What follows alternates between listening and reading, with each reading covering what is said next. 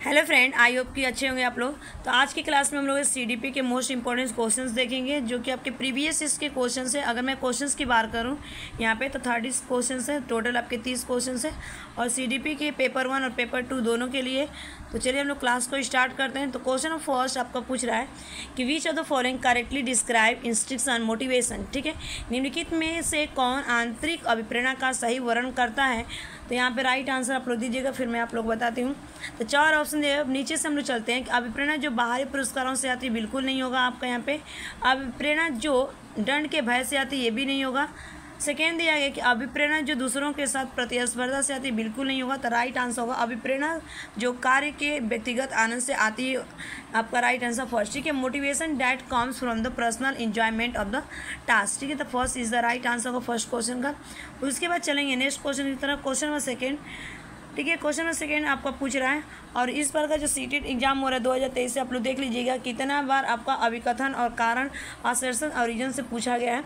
ठीक है, और जो पेपर हो रहा है सीटेट का अब इस पर इजी नहीं आ रहा है, ठीक है, टफ आ रहा है। तो क्वेश्चन नंबर सेकेंड का राइट आंसर बताइएगा। यहाँ पे पूछ रहा है आपका कि in Lawrence Kohlberg's moral development theory children move from understanding consequence of the act to the determine whether they are good or bad. ठीक है, to understanding that rules and law are flexible and can be the change. Reason R दिया गया Lawrence Kohlberg argued that the moral development occurs progressively in state. ठीक है, तो यहाँ पे अभिकथन A दिया गया लॉरेंस कोलबर्ग के नैतिक विकास सिद्धांत में बच्चे कार्यों को उनके परिणाम के आधार पर अच्छा बुरा या समझने से इस समझ पर पहुँचते हैं कि नियम और कानून नम्य हैं और बदले जा सकते हैं। बिल्कुल सही है। ठीक है, ये आपका कारण आर दिया गया है आपका यहाँ पे कि लॉरेंस कोलबर्ग का तर्क है कि नैतिक विकास क्रमिक रूप से चरणों में होता है। बिल्कुल सही है। इस क्वेश्चन का जो राइट आंसर हो यहाँ पे both A and R true. R is the correct explanation of the A. ठीक है, तो इसका right answer fourth is the right answer. ठीक है, यहाँ पे देख लीजिएगा। तो क्वेश्चन नंबर सेकेंड का राइट आंसर आपका 4 ए और आर दोनों सत्य है और आर ए की सही व्याख्या कर रहे हैं। ठीक है, उसके बाद चलेंगे नेक्स्ट क्वेश्चन की तरफ। क्वेश्चन नंबर फोर्थ आपका पूछ रहे हैं यहाँ पे कि inclusion of the students belonging to disadvantage groups demand. ठीक है, तो यहाँ पे डिसएडवांटेज ग्रुप्स की बात कर रही है। तो देखिए वंचित वर्गों से संबंधित विद्यार्थियों के समावेशन के लिए तो पहचान आधारित रूढ़ियों को प्रमाणित और प्रोत्साहित किया जाना चाहिए। बिल्कुल नहीं, स्टेरियोटाइप्स नहीं होना चाहिए। सामाजिक संबद्धता के आधार पर कक्षा में अलगाव करना चाहिए। देखिए आपका आइसोलेशन जहाँ पे दिया गया ये आपका निगेटिव होता है। उसके बाद दिया गया है कि समान क्षमताओं के आधार पर विद्यार्थियों को समूह में विभाजित जहाँ दिया जाएगा वो भी नहीं होगा। Same ability grouping of the student in the classroom. ठीक है, सेम नहीं होना चाहिए, आपका हेट्रोजीनियस होना चाहिए। लास्ट वाला आपका राइट आंसर है कि विविध परंपराओं के प्रति जागरूकता और संवेदनशीलता को बढ़ावा देना चाहिए। ठीक है, तो fourth is the correct answer होगा इस क्वेश्चन का। ठीक है, awareness and the sensitization towards diverse tradition. Next question ये भी असेसन से है। देखिए एक सेकेंड वाला क्वेश्चन असेसन से था, फिर से अभी वापस फोर्थ क्वेश्चन आ गया आपका असेसन से। तो यहाँ पे पूछ रहा है आपका असेसन ए दिया गया learners construct their own knowledge based on what they already know. Reason are there finding pattern and making linkage with the previous knowledge help learners to the process information meaningful. अभिकथन A दिया गया शिक्षार्थी जो पहले से जानते हैं उसके आधार पर अपने ज्ञान का निर्माण करते हैं। बिल्कुल सही है अगर मैं बात करूं यहाँ पे। ठीक है, कारण आर दिया गया पैटर्न ढूंढना और पिछले ज्ञान के साथ जुड़ाव बनाने से शिक्षार्थियों को जानकारी को सार्थक रूप से संसाधित करने में मदद करती। बिल्कुल सही है। तो राइट आंसर होगा both R A and R true and R is the correct explanation of A. ठीक है, तो right answer fourth is the correct answer होगा। यहाँ पे ए और आर दोनों सही है और आर ए की व्याख्या आर करता है। ठीक है, तो fourth is the right answer. Next question में यहाँ पे फिफ्थ दिया गया आपका। क्वेश्चन में फिफ्थ क्या पूछ रहा है कि reasoning thinking and problem solving are the explain in which aspect of the development. ठीक है, विकास के किस पहलू में तर्क चिंतन और समस्या समाधान की व्याख्या की जाती है। तो इस क्वेश्चन का जो राइट आंसर हो 4 ऑप्शन है। ऑप्शन ए दिया गया आपका कॉग्निटिव डेवलपमेंट, ऑप्शन सेकेंड दिया मोरल डेवलपमेंट, ऑप्शन 4 दिया गया motor development, option 4 sorry option third दिया गया मोरल डेवलपमेंट, ऑप्शन फोर दिया गया सोशल डेवलपमेंट। राइट आंसर होगा संज्ञानात्मक विकास, ठीक है, first is the correct answer होगा cognitive development, A is the right answer, first वाला इस क्वेश्चन का राइट आंसर होगा। नेक्स्ट क्वेश्चन इधर मूव करेंगे। क्वेश्चन नंबर 6 आ चुका है। As per Howard Gardner's theory of the multiple intelligence which of the following set represent correct match of the intelligence and the associate character, ठीक है। Harvard gardener के बहुबुद्धि के सिद्धांत के अनुसार निम्नलिखित में से कौन सा सेट बुद्धि और उसके संबंधित विशेषताओं को सही मेल का प्रतिनिधित्व करता है, ठीक है। तो इस क्वेश्चन का जो राइट आंसर होगा यहाँ पे आपका intrapersonal skill in the understanding and the relating to others, ठीक है, fourth is the correct answer होगा यहाँ पे अगर मैं बात करूँ क्वेश्चन नंबर 6 का, ठीक है, कि अंतः व्यक्ति दूसरों को समझने और उनके साथ संबंध स्थापित करने में कौशल विकसित करता है, बिल्कुल से। तार्किक गणित आपका नृत्य से नहीं होगा, संगीतमय आपका प्रदर्शन रचना करने से नहीं होता है, स्थानीय प्राकृतिक वातावरण की बात नहीं की गई है, तो राइट आंसर आपका fourth is the correct answer. Next question number 7 आ चुका है यहाँ पे स्क्रीन पे, ठीक है, कि language development in the primary classes in facility, ठीक है, प्राथमिक कक्षाओं में भाषा का विकास किस प्रकार संसाधित होता है। तो ऑप्शन ए फर्स्ट दिया गया जब शिक्षक औपचारिक भाषा के प्रयोग पर जोर देता और उसे लागू करता है। देखिए हमें जोर लागू आपका नहीं देना है, यहाँ पे फोर्स की बात नहीं की गई स्ट्रेस की, ठीक है। सेकेंड दिया गया जब शिक्षक बच्चों की मातृभाषा का अवहेलना डिसमिस करेगा तो भी नहीं होगा, अवहेलना करेगा तो ये भी नहीं होगा यहाँ आपका। थर्ड दिया गया जब शिक्षक मूर्त वस्तुओं के बजाय संकेतों और प्रतीकों से शुरू करते हैं। देखिए मूर्त वस्तु जिसे हम छू के करते हैं सिंबल से तो होगा नहीं आपका, तो ये भी नहीं होगा, ठीक है। एक ही ऑप्शन में जब शिक्षक अमूर्त धाराओं को संदर्भित करने के लिए ठोस उदाहरण का प्रयोग करता है, तो राइट आंसर आपका यही हो जाएगा कि जब शिक्षक अमूर्त धाराओं को संदर्भित करने के लिए ठोस उदाहरण का उपयोग करता है, तो right answer 4 is the correct answer. Next question move करेंगे। क्वेश्चन नंबर 8 आ चुका आपका स्क्रीन पे, यहाँ पे दिया गया आपका एज पर जीन पियाजे theory of the cognitive development which of the following ability distinguish concrete operational thinking from the pre operational thinking. Jean पियाजे के संज्ञान विकास के सिद्धांत निम्नलिखित में से कौन सी क्षमता मूर्त संक्रियात्मक सोच को पूर्व संक्रियात्मक सोच से अलग करती है, ठीक है। तो अलग करती है आपका यहाँ पे हो जाएगा आपका डिसेंटरिंग, ठीक है, डिसेंटरिंग होगा, विकेंद्रीकरण हो जाएगा, first is the correct answer. उसके बाद चलेंगे नेक्स्ट क्वेश्चन नंबर आपका 9 है यहाँ पे। क्वेश्चन नंबर 9 आ चुका है कि which of the following statement about inclusive education is not correct. पूछ रहा है कि आपका यहाँ पे कि समावेश निम्नलिखित में से कौन सा कथन समावेशी शिक्षा के बारे में सही नहीं है, ठीक है, नॉट क्वेश्चन है, नहीं है। तो पहला आपका देखिए समावेशी शिक्षा का अर्थ है कि उस शिक्षा शास्त्रों को अपनाना जो सभी शिक्षार्थियों की आवश्यकताओं का समर्थन करता है, बिल्कुल सही है आपका फर्स्ट वाला। एक समावेशी कक्षा भाषा शैली में अंतर को सम्मिलित करती है और सहयोग को बढ़ावा देती है, बिल्कुल ये भी सही सेकेंड वाला। थर्ड दिया गया है कि निश्चित पाठ्यचर्या और मानक के आसपास एक ही समावेशी कक्षा का केंद्र हो, ठीक है, एक ही समावेशी कक्षा का केंद्र ये तो होगा नहीं, तो आपका राइट आंसर क्या होगा यहाँ पे third is the correct answer होगा, ठीक है। एक ही समावेशी कक्षा का केंद्र नहीं होना चाहिए, अलग अलग होना चाहिए। इंक्लूसिव क्लासरूम, ठीक है, inclusive classroom centre around the fix curriculum and the standards, ठीक है, तो ये आपका नहीं होगा। उसके बाद चलेंगे नेक्स्ट क्वेश्चन की तरफ। यहाँ पे क्वेश्चन नंबर 10 आ चुका है। According to attribution theory of the motivation, which of the following is more likely to result in the precedent effort and the improved performance? अभिप्रेरणा के आरोप सिद्धांत के अनुसार निम्नलिखित में से किससे लगातार कोशिश और बेहतर प्रदर्शन की संभावना है, ठीक है। तो जो लगातार जो होता है आपका यहाँ पे अगर मैं बात करूँ तो यहाँ पे जो राइट आंसर होगा असफलता के लिए बाहरी आरोपण, असफलता के लिए आंतरिक, तो ये भी नहीं होगा आपका। असफलता और सफलता दोनों के आंतरिक आरोपण होता है, ठीक है, तो राइट आंसर क्या होगा internal attributes failure as well as success, ठीक है।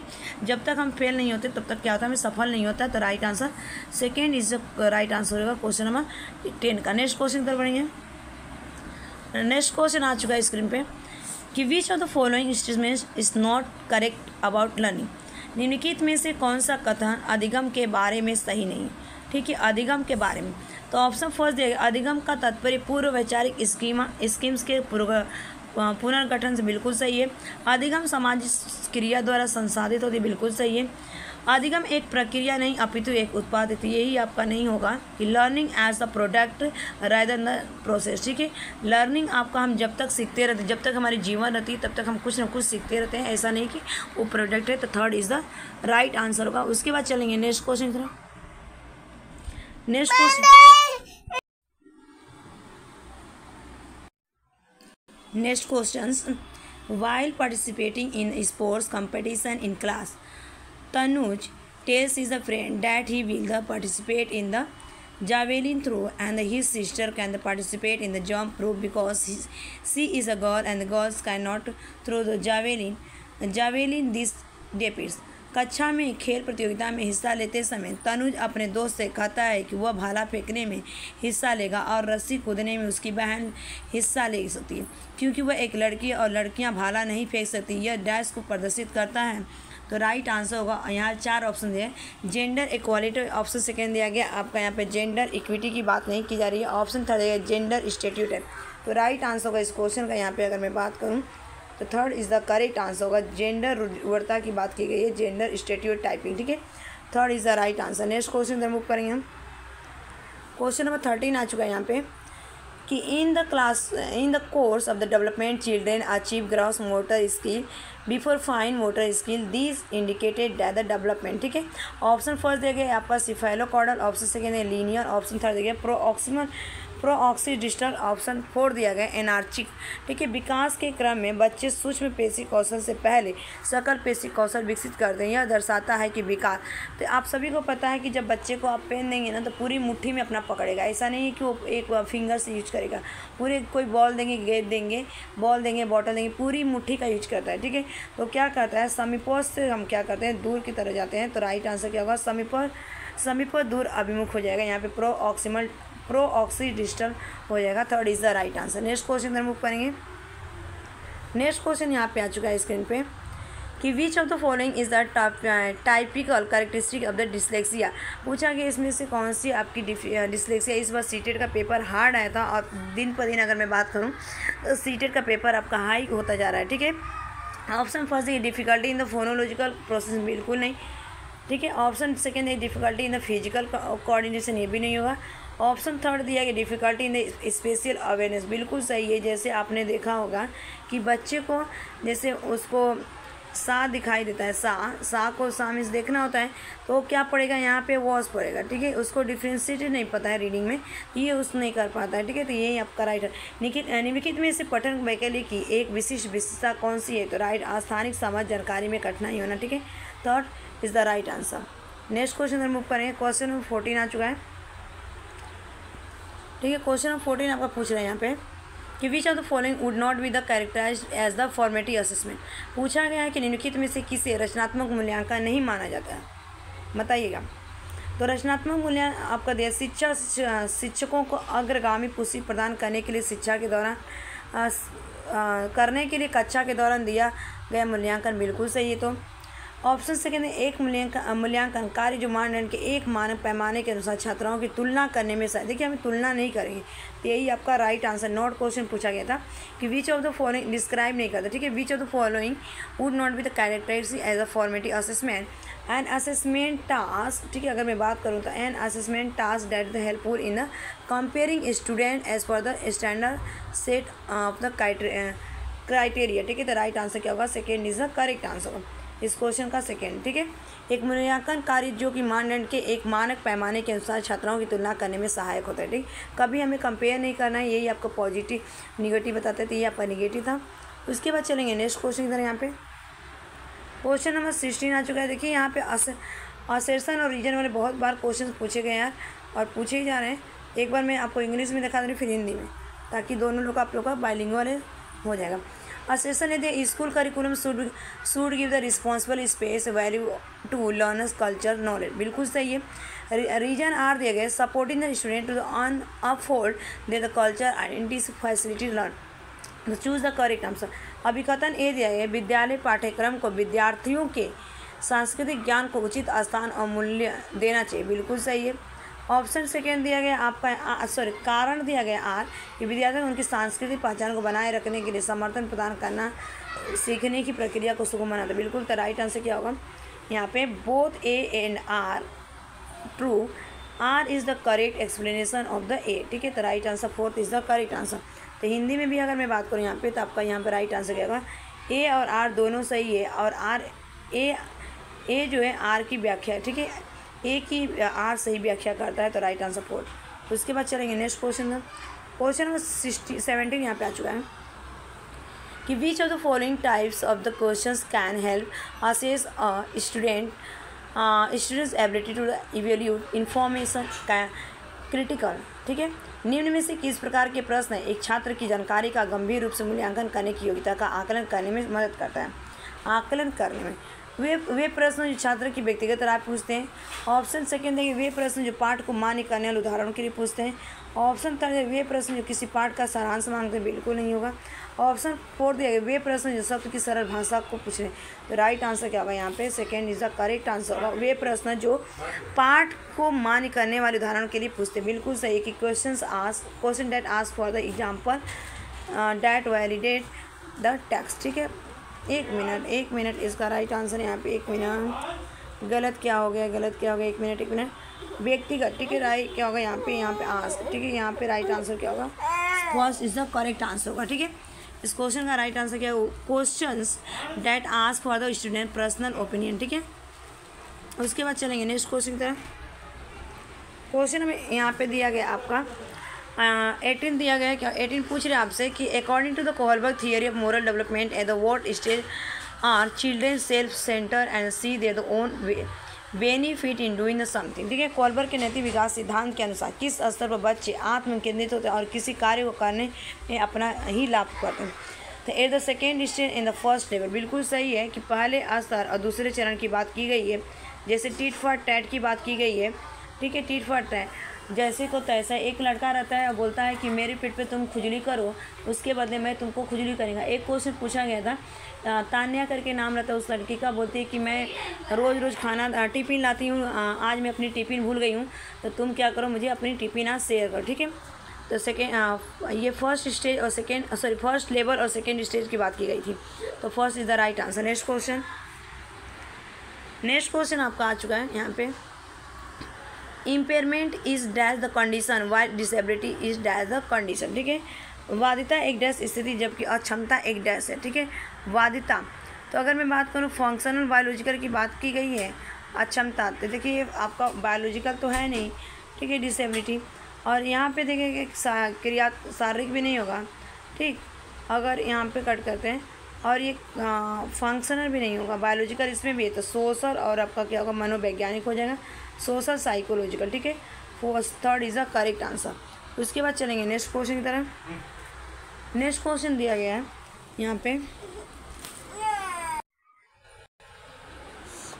नेक्स्ट क्वेश्चन आपका question number 20। Which of the following aptly defines relationship between the cognition and emotion. ठीक है, 2018 में भी पूछा गया था। अगर मैं बात करूँ 2016 में, 17 में भी पूछा गया था, 2013 में भी पूछा गया है क्वेश्चन, 2019 में भी पूछा गया। ठीक है, और ये आपका 2024-23 में भी पूछा गया।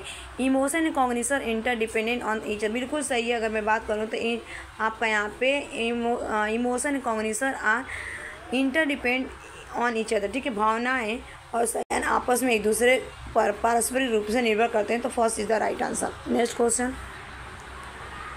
क्वेश्चन यहाँ पे आपका है।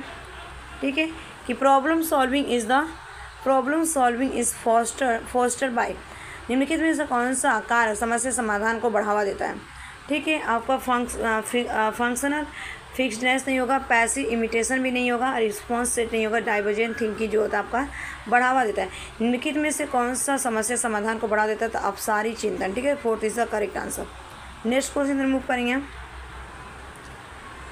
ठीक है, नेक्स्ट क्वेश्चन मूव करते हैं। तो नेक्स्ट क्वेश्चन आपका दिया गया कि विच ऑफ द फॉलोइंग की principle of the progressive education. पूछा गया कि प्रोग्रेसिव एजुकेशन का माने यहाँ प्रगतिशील शिक्षा का एक प्रमुख सिद्धांत क्या है? तो ऑप्शन है देखिए, छात्राओं को अपने शिक्षकों से ज्ञान का निष्क्रिय प्राप्त करता होना चाहिए, बिल्कुल नहीं होगा। आपका पैसिव होना ही नहीं चाहिए। Student should be passive recipient of the knowledge from their the teachers, बिल्कुल नहीं। ऑप्शन सेकेंड दिया गया, सीखना प्रमाणिक कार्यों पर आधारित होना चाहिए। देखते हैं इसको कि learning should be the based on the authentic task होना चाहिए। ऑप्शन थर्ड दिया गया आपका कि पाठ्यचर्या पूर्व निर्धारित और सार्वभौमिक, बिल्कुल सही है कि curriculum should be the predetermined and the universal होना चाहिए आपका। ठीक है, तो यही आपका राइट आंसर होगा कि पाठ्यचर्या पूर्व निर्धारित और सार्वभौमिक होना चाहिए, तो third is the right answer होगा इस क्वेश्चन का। उसके बाद चलेंगे नेक्स्ट क्वेश्चन की तरफ। नेक्स्ट क्वेश्चन इधर देखते हैं। क्वेश्चन नंबर 23 आपका है। देखिए असर्शन से कितने क्वेश्चंस पूछे जा रहे हैं, असर्शन से रीजन वाले। अभिकथन से बहुत सारे आपके, पहले इंग्लिश का हम देख लेते हैं, काम करते हैं, फिर हिंदी के। ठीक है, यहाँ पे पूछा गया असर्शन ए दिया गया, child whose experience differently by the children across the culture, right है। रीजन आर दिया गया, चिल्ड्रेन डेवलपमेंट द यूनिवर्सल, बिल्कुल सही है। तो right answer both in R the true, R is the correct explanation of the A. ठीक है, ए की व्याख्या करें। बच्चे द्वारा बचपन अलग अलग संस्कृतियों में अलग अलग तरह से अनुभव किया जाता है, बिल्कुल राइट है। बच्चों का विकास जो होता है सार्वभौमिक होता है, बिल्कुल सही है। तो इसका आपको सब पता ही है कि आंसर जो हो जाएगा आपका यहाँ पे ए और आर दोनों सही है। ए की आर सही व्याख्या करें। ठीक है, उसके बाद चलेंगे नेक्स्ट क्वेश्चन की तरफ। तो नेक्स्ट क्वेश्चन आपका स्क्रीन पर है, क्वेश्चन नंबर 4। ठीक है, क्वेश्चन नंबर 4 पूछ रहा है यहाँ पे कि socio constructive view of the learning advocated, सीखने के सामाजिक संरचनावादी विचार इस बात की वकालत करते हैं कि, ठीक है, लर्नर एक्टिव कंस्ट्रक्ट नॉलेज, बिल्कुल सही है कि शिक्षार्थी सक्रिय रूप से ज्ञान का निर्माण करते हैं। ठीक है, इसमें कोई दोहराए नहीं, पूछने की बात नहीं कि लर्नर जो थे एक्टिव कंस्ट्रक्ट है। अच्छा, व्याख्या देना तो होगा नहीं। लेक्चर की अगर मैं बात करूँ तो ये आपका नेगेटिव होता है, और इसमें प्रत्याहार दोहराव की भी बात की गई है, बिल्कुल आपका गलत होगा। रिकॉल की बात नहीं की गई है। शिक्षार्थी दूसरों से निष्क्रिय रूप से ज्ञान प्राप्त बिल्कुल नहीं होगा, ये भी। ठीक है, पैसिवली नहीं होता, ये आपका निगेटिव वर्ड था। नेक्स्ट क्वेश्चन, क्वेश्चन नंबर 25 है आपका स्क्रीन पे यहाँ पे कि which of the following is the characteristic of the effective feedback in the classroom, निम्नलिखित में से उपयोगी प्रतिपुष्टि की एक विशेषता कौन सी है। ऑप्शन ए दिया गया फर्स्ट वाला कि यह व्यापक और सम्मानीय होती है, यह केवल परिमाणों पर केंद्रित, बिल्कुल केवल नहीं होगा, यहाँ पे भी केवल कट कर दीजिए। सामूहिक और समिष्ट, बिल्कुल नहीं होता। ये ब्रॉड एंड जेनेरिक होता है। ठीक है, ब्रॉड, यह व्यापक और सम्मानीय होती है। तो राइट आंसर क्या होगा, first is the correct answer. Next question पर मूव करेंगे। यहाँ पे क्वेश्चन नंबर 26, ठीक है 26 है, यहाँ पे दिख रहा है ना, एक मिनट। ठीक है, पूछ रहा है यहाँ पे कि द ले बाइगोस की propose that is important for self regulation is children, ले बाइगोस की प्रस्तावित कर देंगे डैश बच्चों में स्वनियमन के लिए महत्वपूर्ण होते हैं। तो स्वनियमन आपका देखिए यहाँ पे निजी वाक्य की बात की गई है, इनर स्पीच कहा जाता है, जो बच्चा खुद से बात करता है। कभी कभी बड़े लोग भी बात करते हैं, कुछ ऐसे अपने आप से बड़बड़ाते रहते हैं। तो first is the correct answer. उसके बाद चलेंगे नेक्स्ट क्वेश्चन की तरफ। नेक्स्ट क्वेश्चन पूछा गया आपका यहाँ पे कि while divergent thinking dash convergent thinking, ठीक है, अपसारी चिंतन जबकि अभिसारी चिंतन एक सही समाधान पर स्थित होता है, बिल्कुल नहीं होगा। और कई उत्तरों को प्रोत्साहित करता है, नहीं। मौखिक, देखिए गणितीय क्षमताओं को बढ़ावा देता है, मौखिक क्षमताओं को बढ़ावा देता है, ये तो होगा नहीं आपका। ठीक है, मौखिक क्षमता को बढ़ावा देता है, जब गणितीय क्षमताओं को बढ़ावा देता है, बिल्कुल नहीं। कई उत्तरों को प्रोत्साहित करता है, और एक ही। ठीक है, तो अगर मैं बात करूँ यहाँ पे encourage multiple answer is the fix on the one correct solution. जैसे डाइवर्जेंट थिंकिंग, अगर पृथ्वी ना होती तो क्या होता, अगर बिजली ना होता तो क्या होता, ऐसे क्वेश्चन आपको डाइवर्जेंट थिंकिंग होते हैं, या आपको इसको बोला जाता है, अगर मैं बात करूं तो अब सारी चिंतन बोला जाता है। अगर आपसे पूछा जाए कि भारत का प्रधानमंत्री कौन है, तो आप बताएंगे कि प्राइम मिनिस्टर। तो एक तो फिक्स है, कोई अब चेंज नहीं करता। अगर पूछा जाए भारत का कैपिटल क्या है, तो अभी आप बताएंगे दिल्ली है। ठीक है, तो ये एक तरह से आपका कन्वर्जेंट थिंकिंग होता है। उसके बाद चलेंगे नेक्स्ट क्वेश्चन की तरफ। क्वेश्चन नंबर 28 है आपका यहाँ पे। क्वेश्चन नंबर 28 देखते हैं क्या पूछ रहा है कि after the getting the out in the game due to the rope getting the stuck in the her leg while jumping Aru said that the rope the deliberately got her the out at what stage of the Jean Piaget's theory cognitive development of the children region like रस्सी कूदते समय पैर में रस्सी फंसने के कारण out होने के बाद अरू कहती है कि उसे रस्सी ने जानबूझकर आउट किया। जीन पियाजे के संयम विकास सिद्धांत की किस अवस्था में, ये जितना उसको सामने दिखाई दे रहा है वही आपका जगह कंक्रीट ऑपरेशनल स्टेज की बात दी गई है। ठीक है, मूर्त संक्रियात्मक अवस्था जो कि आपका 7 से 11 वर्ष की इसकी स्टेज बताई जाती है। ठीक है, उसके बाद चलेंगे नेक्स्ट क्वेश्चन की तरफ।